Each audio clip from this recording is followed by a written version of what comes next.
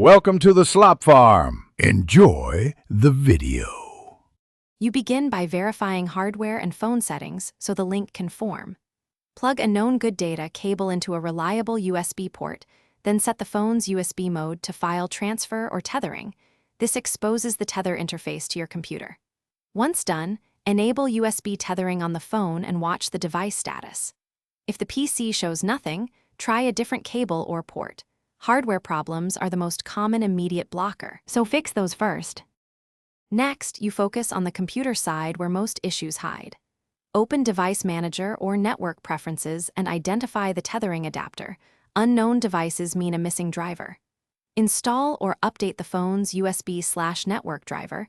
Use the manufacturer tool if available, then enable the adapter and, if necessary, reinstall it. Once drivers are healthy, the PC should recognize the link. If the adapter shows limited or no connectivity, run a network reset or renew the adapter to clear stale configs. You finish by confirming the connection and resolving leftover issues. Open a browser or ping a public IP to validate internet. If you have connectivity but no DNS, set DNS servers manually. Check firewall or VPN software that might block the adapter, and assign a static IP if DHCP fails.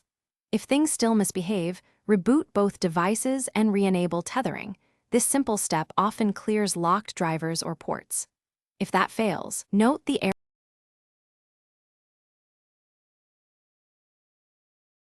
Thanks for watching. Consider subscribing if we helped you today.